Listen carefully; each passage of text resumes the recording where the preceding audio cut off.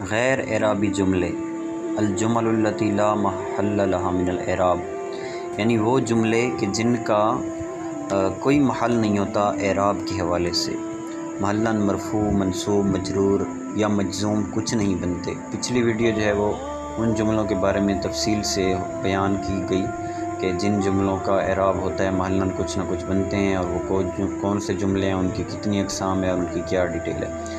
اس video کے اندر انشاءاللہ جو غیر اعرابی جملے ہیں ان کی تفصیل بیان کی جائے گی۔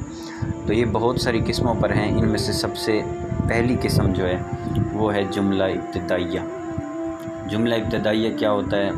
کلام کی افتتاح اور شروع میں واقع ہونے والا جملہ۔ تو سب سے پہلے کلام کرتے وقت، کلام لکھتے وقت کتاب میں سب سے پہلے یا کسی ٹاپک پر، کسی مضمون پر، کسی فصل میں، کسی باب میں، کسی کلام کی گفتگو میں سب سے پہلا جو کلام ہوتا ہے، جملہ ہوتا ہے، اس کو جملہ ابتدائیہ کہا جاتا ہے۔ جیسے کسی نے ابتدائی سے کہا کہ اقبل الربیع، تو شروع میں اس جملے کو بولا، تو یہ جملہ فعلیہ لا اعراب لہا کہلائے گا، یعنی غیر محلی کہلائے گا۔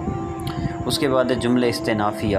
جملہ استئنافیہ جو ہے یہ کون سا ہوتا ہے؟ یہ وہ جملہ ہوتا ہے کہ جو بالکل شروع میں تو نہیں ہوتا، بولنے اور کلام کے درمیان میں آتا ہے، بولتے وقت ہی آتا ہے، لیکن یہ ایک الگ بات ہوتی ہے اور ما قبل سے اس کا ترکیبی تعلق نہیں ہوتا، درمیان ہی میں آتی ہے لیکن ما قبل سے اس کلام کا ترکیبی تعلق نہیں ہوتا، تو اس طرح کے جملے کو جملہ مستأنفہ کہتے ہیں، اور یہ عموماً وہ استئنافیہ کے بعد آتا ہے اور اس کے علاوہ بھی آ سکتا ہے۔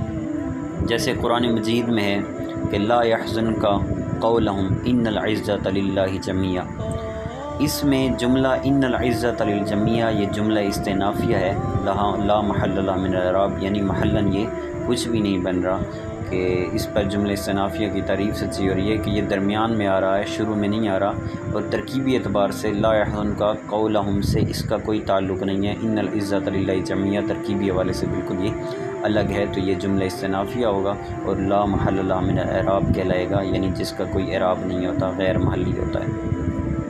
اس کے بعد نمبر 3 ہے جملہ اعتراضیہ۔ جملہ اعتراضیہ یہ وہ جملہ ہوتا ہے، اور اس کو جملہ معترضہ بھی کہتے ہیں، جو دو لازم چیزوں کے درمیان حائل ہو جائے۔ اب دو لازم چیزیں، ان کی بہت ساری اقسام ہیں، ان میں سے ایک ہے فعل اور اس کے فاعل۔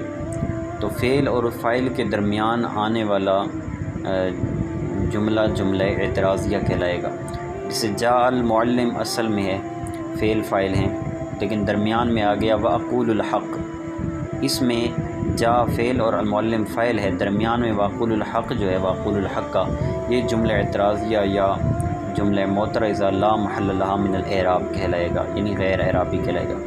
اسی طرح دو لازم چیزوں میں مبتدا اور خبر شامل ہیں، تو مبتدا اور خبر جو ہیں یہ دوسرے کو لازم ہوتے ہیں، جس طرح فعل فاعل ایک دوسرے کو لازم آتے ہیں، ایک دوسرے کے بغیر نہیں آتے۔ تو جیسے کہ استاذنا کان نشیطاً اصل میں ہے، استاذنا مبتدا ہے، کان نشیطاً اس کی خبر ہے، درمیان میں رحمہ اللہ آ گیا، تو یہ رحمہ اللہ جملہ معترضہ غیر محلی کہلائے گا۔ شرط و جزا یہ بھی تو لازم ہے، ایک دوسرے کے بغیر نہیں آ سکتے، ان کے درمیان آنے والا جملہ معترضہ کہلائے گا۔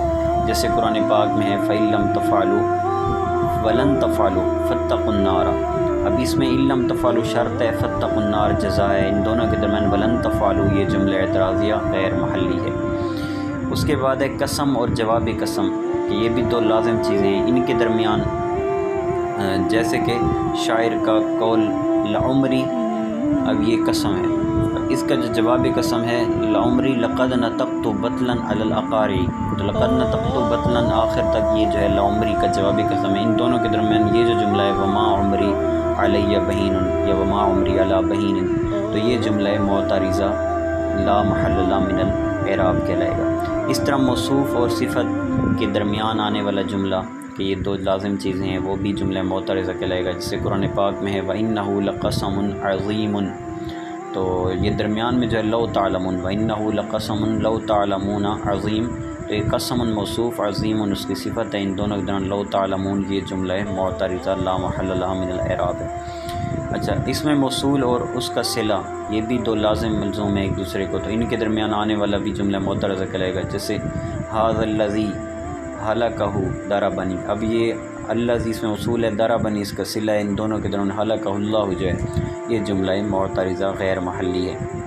مضاف اور مضاف الیہ کے درمیان جیسے ھذا صوت المعلمی، یہ صوت مضاف المعلم، اس کا مضاف الیہ درمیان میں واللہ، یہ جو پورا جملہ بنے گا یہ قسم ہے، اور اس میں صوت مضاف اور المعلم مضاف الیہ ہے، درمیان میں واللہ، یہ جملہ معترضہ ہے۔ یہ جملہ اس طرح ہے کہ اصل میں تھا یہ اقسم واللہ، تو یہ اقسم واللہ پورا جملہ ایک معترضہ ہے۔ اقسم و فعل فاعل ہیں، واللہ یہ بہو قسمیہ جارہ، اللہ اس میں جرات اس کا مجرور، یہ اس کا اقسم کا ظرف مستقر، اور یہ پورا جملہ معترضہ لا محل من الاعراب ہے۔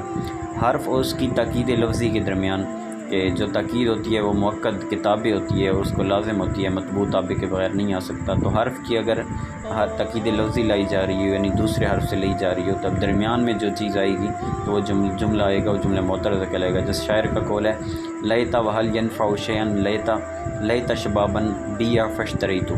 اب یہ جو لیتا ہے، اگلا لیتا دوسری لائن میں اس کی تاکید ہے، لیکن ان دونوں کے درمیان وحل ینفع شیئا لیتا جو ہے یہ جملہ معترضہ کہلائے گا، کہ یہ تاکید اور مؤکد یعنی لفظ کی تاکید جو ہے لفظی جو ہے اس کے درمیان آ گیا ہے۔ اس کے بعد سوفہ اور اس کے مدخول کے درمیان کہ سوفہ جو ہوتا ہے یہ مضارع کو جب آ جائے تو یہ اس سے الگ نہیں آ سکتا، اسی کے اوپر ہی داخل ہوتا ہے، اس کے ساتھ ہی ہوتا ہے، جس سوف تعلمون۔ تو لیکن اگر درمیان میں اس کے اور اس کے فعل کے درمیان میں مدخول کے درمیان میں جو جملہ آئے گا تو جملہ معترضہ کہلائے گا۔ جس شاعر کا قول ہے کہ وما ادری وسوف اخال ادری اقوم آل حسن ام نساء۔ اب اس کے اندر جو ہے صوفہ اور ادری جو ہے، صوفہ اور اگلا ادری، اس کے درمیان اخالو جو ہے یہ آیا ہوا ہے، تو یہ جملہ معترضہ ہے کہ یہ صوفہ اور اس کے مدخول کے درمیان آ گیا ہے۔ اس طرح اس کے بعد نمبر 4 ہے غیر محلی غیر اعرابی جملہ تفسیریہ۔ تو جملہ تفسیریہ کیا ہوتا ہے؟ وہ جملہ جو ما قبل کی وضاحت اور تفسیر بیان کرے۔ اور اب یہ کہاں پہ ہوتا ہے؟ تو یہ حروف تفسیر یعنی ای، ان اور اذا کے بعد بھی واقع ہو سکتے ہیں، اور ان کے علاوہ بھی آ سکتا ہے۔ دونوں کی مثالیں ہیں، جیسے قرآن پاک میں فَأَوْحَيْنَا إِلَيْهِ أَنِ اصْنَعِ الْفُلْكَ۔ اب یہاں یہ جو أَنِ اصْنَعِ الْفُلْكَ ہے، اس میں ان تفسیریہ کے بعد یہ آیا ہوا ہے، اور یہ جو ہے یہ جملہ تفسیریہ ہے، کیونکہ ان تفسیریہ کے بعد ہے تو اس کا محلاً کوئی اعراب نہیں ہوگا، تو یہ غیر محلی ہے۔ اس کے بعد اور جیسے حل ارشدک الی طریق الکرامت تکون مستقیما۔ اب یہاں یہ جو یہ موصول جس میں تکون مستقیما جملہ تفسیریہ غیر محلی ہے، اور طریق کے کرامت کی تفسیر کر رہا ہے۔ حل ارشدک الی طریق کرامت کے کرامت کا رستہ ہے، اس طرح کیا تیری میں رہنمائی کروں، تکون مستقیما، یہ اس کرامت کے رستے کی تفسیر ہے کہ وہ رستہ کیا ہے؟ مستقیم ہے، سیدھا ہے، منزل کی طرف پہنچانے والا ہے۔ اس کے بعد ہے موصول کے صلہ کے طور پر واقع ہونے والا جملہ۔ تو جو موصول کا صلہ بنتا ہے جملہ 5 نمبر، تو یہ بھی غیر اعرابی ہوتے ہیں، یہ بھی محلاً کچھ نہیں بنتا۔ جیسے جاء الذی فاز بالجائزہ، تو یہاں فاز بالجائزہ الذی کا صلہ ہے، تو یہ محلاً کچھ بھی نہیں ہے، غیر محلی ہے۔ نمبر 6 جواب قسم واقع ہونے والا جملہ، یہ بھی محلاً کچھ نہیں بنتا، جیسے واللہ لأکافین المجتہد، تو یہاں یہ جو لأکافین المجتہد جو ہے یہ جواب قسم ہے، تو یہ محلاً کچھ بھی نہیں ہے۔ نمبر 7 وہ جملہ جو جزا ہو شرط جازم کی، لیکن شروع میں فا یا اذا حرفیہ نہ ہو۔ پچھلے یعنی جو محل اعراب ہم نے پڑھے تھے جملے، ان میں یہ تھا کہ فا یا اذا حرفیہ ہونا چاہیے جزا پر، تو یہ اس کا الٹ بنے گا کہ جزا پر فا یا اذا حرفیہ نہیں ہونا چاہیے، تو یہ غیر محلی بن جائے گا۔ جیسے ان تدرس تنجح، اب یہ تنجح ہے یہ محلاً مجزوم نہیں کہلائے گا، اور محلاً یعنی کچھ بھی نہیں کہلائے گا۔ نمبر 8 ہے شرط غیر جازم، یعنی وہ شرط جس پر جزم دینے والی کلمات شرط نہ ہوں، غیر جازمہ ہوں، اس طرح کی جو شرط کی جزا کہلائے گی تو وہ بھی غیر محلی ہوگی۔ جیسے لو زورتانی، اب لو جو ہے یہ جزم نہیں دیتا۔ اکرمتک، تو یہ اکرمتک جو ہے یہ غیر محلی جملہ ہوگا، کچھ بھی نہیں بنے گا۔ نمبر 9 وہ جملہ جو مذکورہ جملہ میں سے کسی کا تابع ہو، یعنی کسی کا معطوف علیہ ہو، کسی سے بدل ہو، کسی کا عطف بیان ہو، تو وہ بھی محلاً کچھ نہیں بنے گا۔ جیسے کہ انقطع المطر وتبدت الغیوم، تو اب اس میں یہ جو ہے تبدت الغیوم یہ معطوف ہے، اور انقطع کا تابع ہے، اور انقطع بالکل شروع کلام میں جملہ آیا ہوا ہے تو وہ جملہ ابتدائی ہے، تو اس کا جو تابع ہے یعنی معطوف ہے یہ بھی غیر محلاً کچھ نہیں بنے گا، جس طرح جملہ ابتدائی کچھ نہیں بن رہا۔ تو یہ غیر اعرابی جملوں کے بارے میں ڈیٹیل تھی۔